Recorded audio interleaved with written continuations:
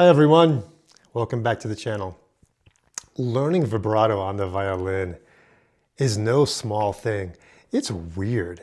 You have to let go of one of your 3 points of stability and contact on the violin in order to make it work.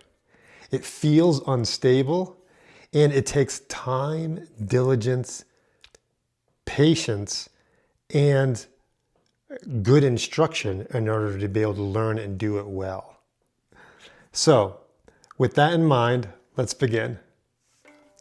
The first thing to learn about vibrato is learning how to do the hand motion. With hand vibrato, you basically move your hand this way. So I'm Italian, so I can make fun of this. So this is a common gesture, right? And so that really is the first thing to start doing. Make sure your arm is stable and your hand goes back and forth like this. And you could do that for a week. The next step is to begin to feel what that is like on the instrument itself. So you put your hand up, thumb on each side, and you relax your thumb. Nothing is gripping the neck. And you just literally do this. So you can place your finger, maybe a third finger, lightly on the string and just kind of go up and down the string very lightly. But you have to make sure that this is stable and it's the hand that's moving. So the next step would be to bring it up to the bout of the violin and do that on the bout. That helps actually keep your wrist stable. But the other added benefit of this is that you're starting to feel that your thumb can be in one spot while you're doing this. Remember, the thumb has a ball and socket joint. So the hand can rotate around the thumb, ball, and socket joint, and the thumb stays in its spot.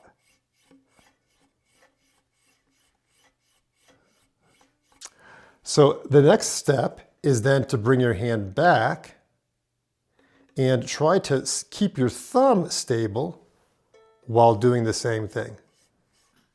See, the thumb is stable and the hand is moving up and down, and I'm just kind of tracing the finger on right now I'm doing the A string. Another way to do this is take your right hand, go like this, put this on the bout and surround your wrist to make sure that the wrist doesn't move. One of the most common things is to, you've gotten used to 3 points of contact. The thumb on the side of the first finger, and whatever finger you're using. Like that. That feels really stable. So one of the common things is just kind of thinking that you don't need to release one of those, and you try to keep that there, and then you try to do vibrato this way, which actually won't make a difference on the string. So do this. And so what you do is you release a point of contact that's on the side of the first finger. And you know you're doing it well if you can feel yourself going up and down the neck of the violin with the side of the first finger, like that. This oftentimes takes a while to feel, so it's okay if it takes time to do that. But the important thing is that you follow the instruction correctly and begin to do it correctly. There's a lot of students who play in student orchestras who are doing vibrato, and it's like they're doing this. They're trying to shake their hand and instrument, and it just doesn't work. So now the next step is crucial. Once you've got that setup where you are going up and down on the string very lightly, say your third finger. I think it's the easiest.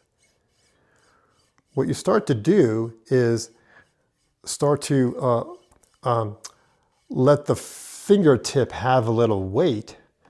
But the important thing about this is that the finger is very flexible, so it can go like this. So what you're going to do is end up putting weight on the string with the fingertip, and then the fingertip is going to move around that point that you're picking. So at first it doesn't have to be very accurate at all, right? You can just have it here. You're doing the sliding. So you're starting to limit the sliding now with your finger, but still keep the motion of your hand. And you start to roll on the fingertip. Now what'll happen eventually, at first you'll just start to tighten because it's weird. Vibrato is weird, right? So start to put some weight onto that fingertip. You can even take your finger and hold it there if you can keep the motion of the hand going without stabilizing the wrist. Like that.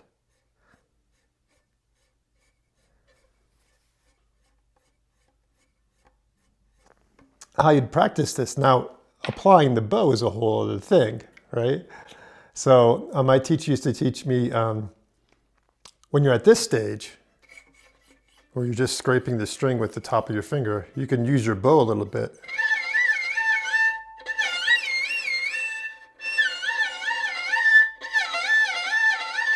Just to get used to the idea of the bow moving with the hand.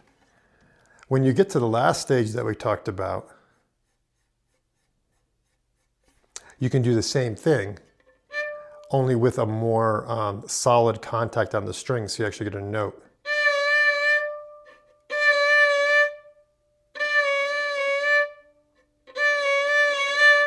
It's important to do just short versions of vibrato, but do it accurately. So.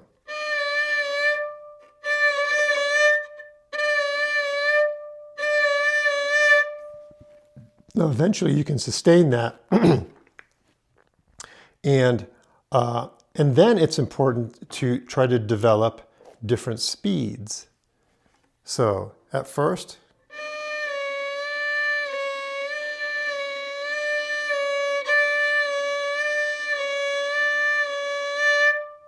we call it hot dog, hot dog, hot dog.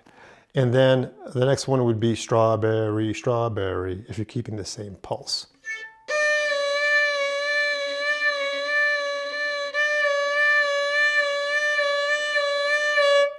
And then you could do Mississippi helicopter.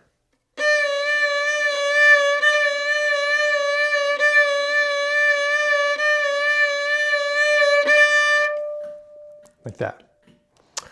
There are various thoughts on vibrato. Generally, it's thought of as the topmost extension of the finger is the actual note that the ear hears as being in tune. So generally, you'd be hitting the top note, which is the correct pitch, and then coming back from that, and then going forward to the top note again. So it'd be like...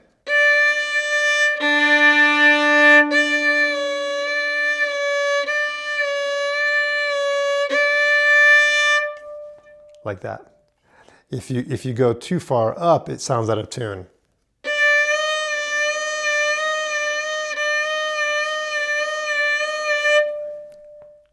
But that can be useful in certain situations where you want real intensity.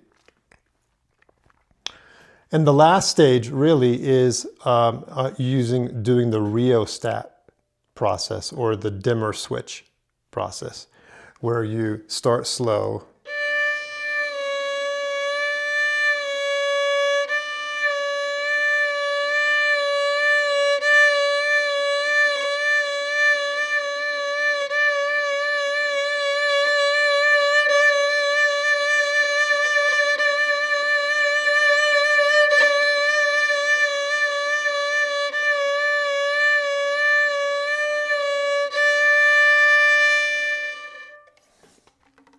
So when you get to that stage, it's important to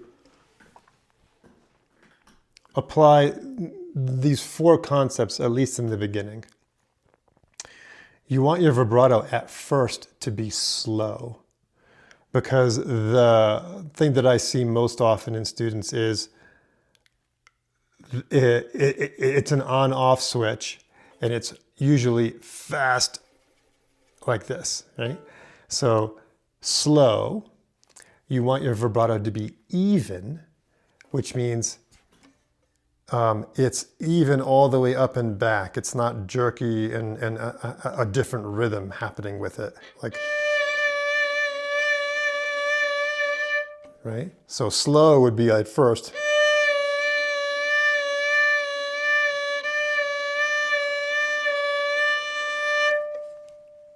So slow, even, you generally, at least at first, you want to be wide, which means the amplitude of the motion of your finger is quite big. And so you want to develop that range. Now, when you're in the lower strings, you actually utilize that. When you're up high, the vibrato turns narrower because the distance is narrower. Also, the higher frequency demands a smaller vibrato. So we got slow, even, wide. And the fourth one is make sure that when you practice it, it's continuous. It's not stopping and starting.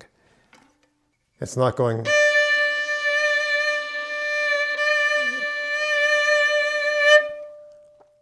So the idea is that if you want to play a piece, you can use your vibrato, but it has to be with different speeds, and you can also start and stop it, but it has to be under your control. The example I give is that Thais meditation.